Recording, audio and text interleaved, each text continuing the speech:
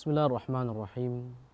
Assalamualaikum warahmatullahi wabarakatuh. Waalaikumsalam warahmatullahi wabarakatuh. Alhamdulillah. Wassalatu wassalamu ala sayyidina Rasulillah Sayyidina Muhammad ibn Abdullah wa ala alihi wa sahbihi wa man walah. Wala hawla wala quwata illa billah. Amma ba'd. Anak-anakku, para santri semuanya, kaif halukum? Alhamdulillah bi khair wa afiyah wa sa'adah. Alhamdulillah nahnu bi khair. Madza darsuna al-an? Darsuna al-an as-siratu an-nabawiyah. Baik, anak-anakku, para santri semuanya, pada pertemuan terakhir kita telah merampungkan 4 dari 5 ahdaf atau aghrad, goal, tujuan, hikmah, faidah yang akan didapatkan oleh seseorang yang mempelajari sirah nabawiyah. Poin nomor 5, hadaf nomor 5, gharad nomor 5, faidah, hikmah, pelajaran nomor 5 yang akan didapatkan oleh seseorang yang mempelajari sirah nabawiyah. Namun sebelum kita masuk kepada gharad yang nomor 5, maka indah kiranya kalau kita membahas secara singkat, murajaah singkat 4 aghrad yang sudah kita pelajari, 4 hikmah, 4 faidah yang sudah kita pelajari. Yang pertama, singkat saja. Yang pertama, memahami kepribadian Rasulullah. Bahwasanya beliau memiliki kepribadian dan kepribadian utama yang pokok, yang menonjol adalah kepribadian beliau sebagai seorang nabi atau rasul yang diutus oleh Allah Subhanahu wa taala, yang diberikan wahyu melalui perantara malaikat Jibril. Baik. Ini yang pertama. Siapapun yang mempelajari sirah nabawiyah, maka akan mendapatkan yang pertama ini. Apa itu? Faham, yakin, seyakin-yakinnya bahwasanya kepribadian utama, pokok, inti yang menonjol dari baginda kita Nabi Muhammad SAW adalah beliau sebagai seorang nabi. Ini nomor 1. Poin 1, hadaf nomor 1. Yang kedua, siapapun yang mempelajari sirah, maka akan mendapatkan gambaran atau potret figur ideal, teladan ideal, suri tauladan yang ideal dalam setiap aspek kehidupan, setiap sisi kehidupan yang mulia. Yang itu kita bisa dapatkan dalam diri seorang panutan agung Nabi Muhammad sallallahu alaihi wasallam. Baik, ini yang kedua. Kita masuk kepada yang ketiga. Apa itu yang ketiga? Kita akan mendapatkan sesuatu yang membantu kita dalam memahami kitabullah. Tidak hanya sekedar memahami, tapi juga akan merasakan spirit, roh daripada kitabullah tersebut. Tidak hanya itu, kita juga akan lebih memahami tujuan inti, maqasid daripada ayat-ayat dalam kitabullah. Karena ingat, ada sebagian ayat-ayat dalam Al-Quran itu tidak bisa kita fahami dengan sempurna maknanya, maksudnya, kecuali dengan mempelajari sirah nabawiyah. Sekarang kita masuk kepada poin yang keempat. Tujuan yang keempat, goal yang keempat, hikmah, pelajaran yang keempat yang akan didapatkan oleh seseorang yang mempelajari sirah nabawiyah. Apa itu? Akan mendapatkan jatah yang banyak dari ilmu pengetahuan Islami. Siapapun yang belajar sirah, maka dia akan dapat ilmu pengetahuan. Tentang apa? Tentang ilmu-ilmu Islam, tentang kebudayaan-kebudayaan Islam. Nah, Ini poin yang sudah kita pelajari di pertemuan kita yang lalu. Simpelnya begini. Yang pertama, faham akan kepribadian Rasulullah. Itu simpelnya, kesimpulan dari poin pertama. Poin kedua, apa? Dapat suri tauladan. Nah, simpelnya gitu. Dapat suri tauladan. Yang ketiga, dapat pemahaman ayat-ayat Al-Quran. Yang keempat, sirah adalah salah satu sumber daripada ilmu pengetahuan. Jadi kalau kita mau ringkas, simpel gitu sudah. Kita mau simpel saja sudah, Ustaz. Apa sih kesimpulannya? Bagaimana sih kesimpulannya, poin-poinnya yang tadi disampaikan? Ingat, yang pertama apa? Faham kepribadian Rasulullah. Satu. Masya Allah.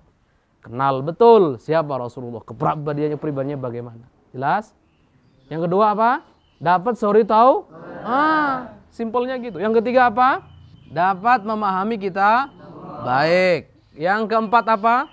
Sirah adalah salah satu sumber ilmu pengetahuan Islami. Jelas atau tidak? Jelas. Jadi kalau buat simpel ya itu sudah. Buat simpelnya begitu. Ya. Coba diulangi. Pokoknya Ustadz tidak mau langsung masuk ke poin terakhir sebelum yang 4 ini betul-betul nempel di otak kalian. Di hati kalian. Bareng-bareng. Yang pertama, memahami kepribadian Rasulullah sebagai seorang nabi. Ya. Jadi sebelum apa-apa, Rasulullah itu pokok pribadian utamanya adalah seorang nabi. Sudah itu intinya, sudah selesai. Yang kedua apa?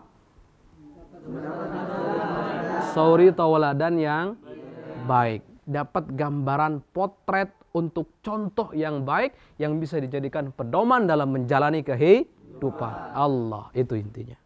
Yang ketiga, akan sirah ini akan membantu kita untuk memahami kitabullah. Tidak sekedar memahami, tapi juga akan merasakan dzauq, ruh, spirit daripada kandungan ayat-ayat dalam Al-Quran tersebut. Allah.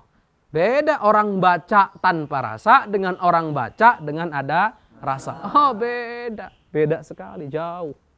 Jelas? Sekarang yang keberapa? Apa yang keempat? Salah satu sumber pengetahuan Allah. Berarti yang belajar sirah nabawiyah akan mendapatkan pengetahuan tentang Islam atau ilmu-ilmu Islami yang banyak, kebudayaan-kebudayaan Islam yang banyak, baik yang berkaitan dengan akidah atau berkaitan dengan hukum-hukum fikih atau yang berkaitan dengan akhlak dan lainnya dan yang lainnya. Berarti penting tidak belajar sejarah? Penting. Bahkan bukan hanya penting tapi sangat-sangat penting.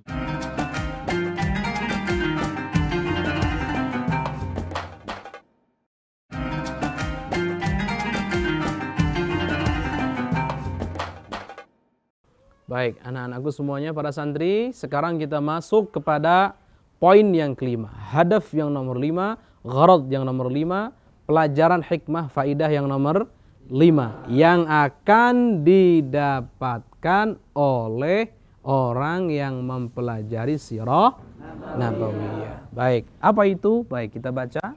Qala al-musannifu al-imam al-alim al-allamah al-syahid al-buti rahimahullah ta'ala.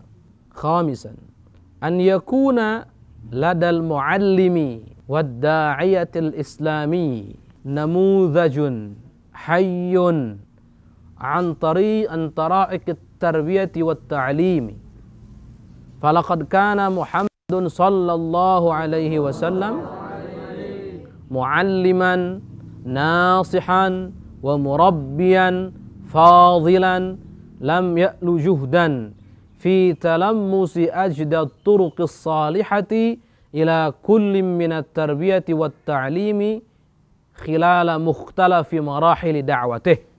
Baik. Apa itu artinya? Maksudnya seperti apa? Tolong diperhatikan. Agar seorang muallim. Nah, ini lebih khusus kepada seorang muallim, para pengajar, para guru. Wadda'iyah, para juru dakwah agar mendapatkan namuzaj, contoh yang live, yang hidup. Dalam hal apa? An tara'iqit tarbiyati wat ta'lim. Dalam hal cara-cara atau metodologi cara mendidik dan mengajar yang baik.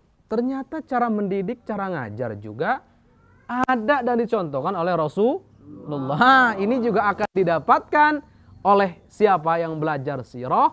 Kebetulan ke orang tersebut adalah seorang muallim, adalah seorang da'i, maka dia akan mendapatkan contoh yang nyata, live. Bagaimana caranya mendidik dan mengajar.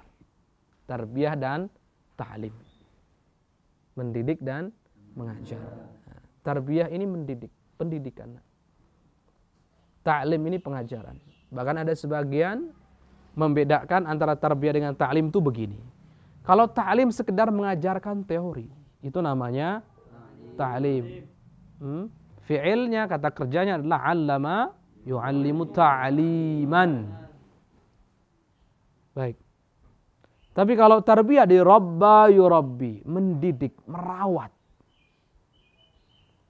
Jadi tidak hanya sekedar teori, tapi betul-betul mendidik bagaimana teori yang disampaikan dipraktekkan jika memang perlu dipraktekkan. Harus dipraktekkan jika memang mengharuskan dipraktekkan. Hukumnya seperti itu. Atau menjauhi jika seandainya teori yang disampaikan memang harus menjauhi. Contoh, seorang guru muallim itu, bagi yang membedakan tarbiyah dan ta'lim, hanya sekedar ngajarkan teori. Contoh, salat itu wajib. Nah, sudah, setelah itu udah, yang penting menyampaikan hukum salat adalah wajib. Selesai. Ini muallim. Tapi kalau murabbi, nggak sampai di situ. Nah, salat wajib. Tapi bagaimana cara agar kita semua mampu melaksanakan salat yang wajib tadi itu? Dididik betul, diarahkan betul, dibimbing betul, seperti itu. Itu namanya murabbi. Pelaku tarbiyah namanya murabbi. Jelas. Baik, jelas? Paham?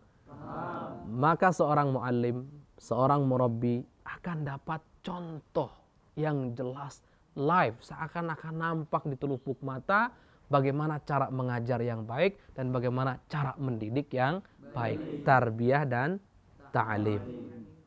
Karena seorang da'i itu kadang mengajar dan kadang juga kewajibannya adalah mendidik umat. Jelas atau tidak? Tidak hanya sekedar mari dianya, kemudian setelah itu tidak memperdulikan, tidak. Tapi mari menyampaikan dalam teori, mari juga mengajak, membimbing, merawat betul-betul. Falaqad kana Muhammadun sallallahu alaihi wasallam. Sungguh nyata Nabi Muhammad sallallahu alaihi wasallam itu adalah seorang mualliman, nasihan, yang tulus dalam mengajar. Jelas? Wa murabbiyan fadilan. Dan juga seorang murabbi fadil, yang mulia, yang utama. Lam ya'lu juhdan, yang selalu berusaha keras, berjuang fi talammusi ajdat turuqis salihah, untuk mendapatkan atau menempuh cara yang paling cocok dan manfaat dalam hal tarbiyah dan ta'lim. Khilala mukhtalafi marahil da'wati. Itu kita akan dapatkan dari sisi fase-fase dakwahnya. Jadi siapa yang mempelajari fase dakwahnya Nabi kita Nabi Muhammad SAW, marahil dakwah, maka kita akan menemukan dengan sangat jelas, mendapati dengan sangat jelas bagaimana Nabi kita itu adalah seorang pengajar yang tulus, seorang pembimbing yang mulia, yang tulus, membimbing umatnya menuju keridhaan Allah Subhanahu wa ta'ala. Nanti kita akan dapat di mana itu? Dapat dalam sejarah. Sejarahnya siapa? Rasulullah SAW. Lebih tepatnya sejarah tentang fase-fase dakwahnya Rasulullah Sallallahu Alaihi Wasallam.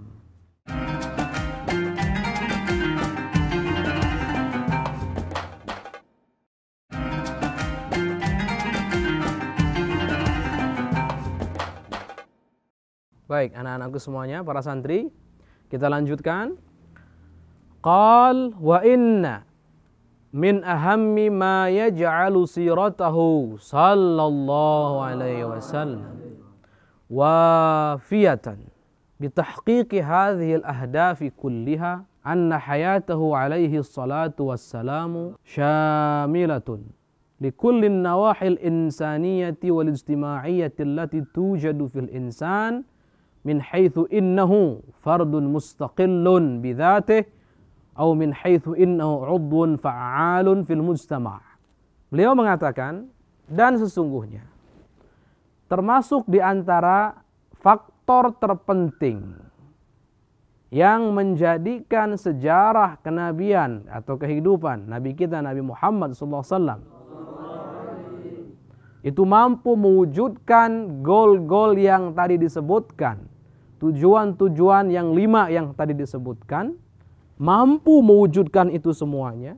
Faktor paling pentingnya adalah anna hayatahu, sesungguhnya kehidupan alaihi salatu wassalam Rasulullah sallallahu alaihi wasallam syamilatun, paripurna, mencakup secara paripurna, likullin nawahil insaniyah, untuk segala sisi aspek kemanusiaan, wal ijtima'iyyah, dan aspek kebersamaan, kemasyarakatan, allati tujadu fil insan, yang ada dalam diri seorang manusia, min haitsu innahu fardun mustaqil, dari sisi manusia tersebut adalah anggota yang menyendiri, bidzati, dia adalah seorang personal, atau min haitsu innahu 'udwun fa'alun fil mujtama', atau dari sisi dia anggota dalam satu komunitas tertentu, masyarakat tertentu.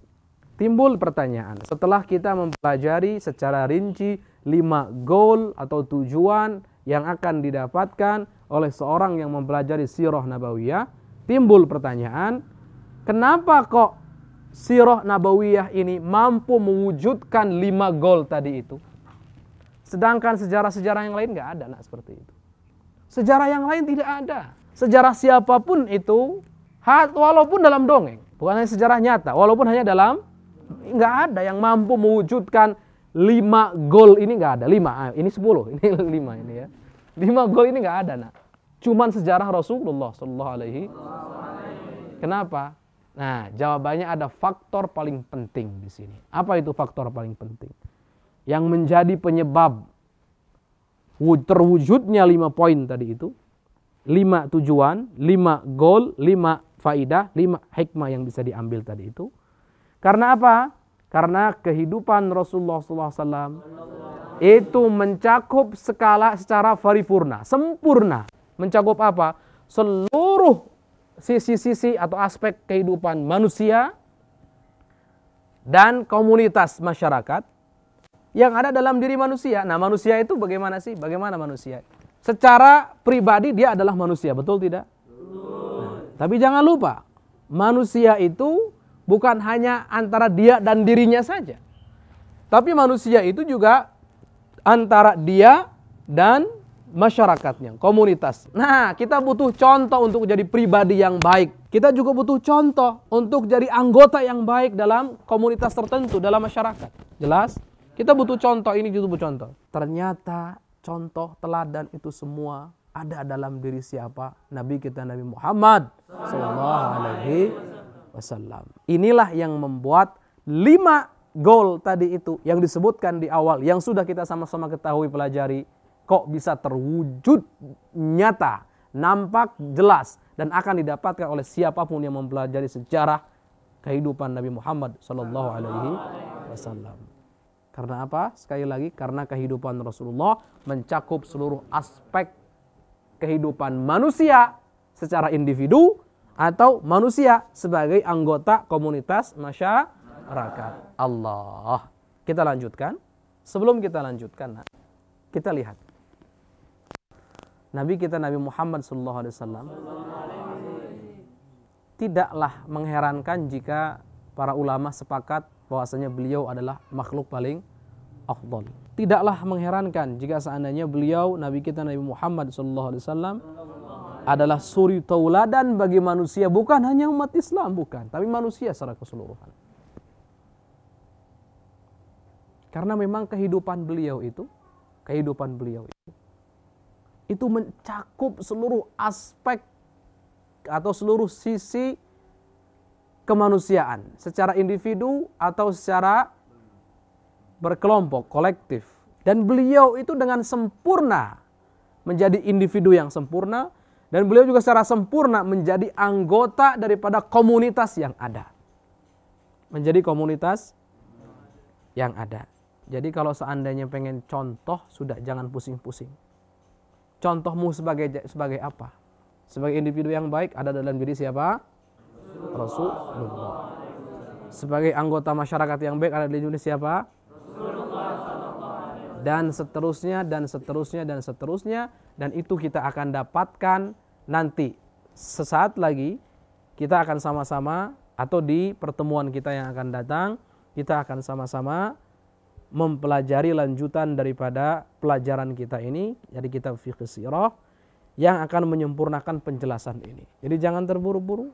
Ini biar kalian penasaran semuanya. Hadir lagi semuanya, kemudian betul-betul mengikuti dengan serius. Intinya pada kesempatan kali ini kita semua mendapatkan pelajaran yang sangat berharga, yaitu poin kelima dari 5 poin atau 5 hadaf, 5 ahdaf atau 5 aghrad, hikmah, pelajaran yang bisa diambil oleh seorang yang mempelajari sirah nabawiyah. Yaitu apa? Agar seorang guru, seorang murabbi mendapatkan gambaran contoh yang real, yang nyata, yang live dalam hal tarbiyah wa ta'lim. Baik, insyaallah cukup di sini nak pelajaran kita kali ini. Dalam pertemuan ini insyaallah kita akan lanjutkan dalam pertemuan yang akan datang. Semoga Allah Subhanahu wa taala menjadikan kita semuanya hamba-hamba yang Allah berkahi, sebaik-baiknya umat untuk umat Nabi Muhammad sallallahu alaihi wasallam, sebagai umat Nabi Muhammad sallallahu alaihi wasallam yang dapat meneladani beliau. Dan semoga Allah memberikan kita semua ilmu yang bermanfaat. Amin. Dan semoga kita semuanya diwafatkan dalam keadaan husnul khatimah, dikumpulkan bersama baginda kita Nabi Muhammad sallallahu alaihi wasallam ala hadhihi niyyah wa ala kulli salih. Al-Fatihah.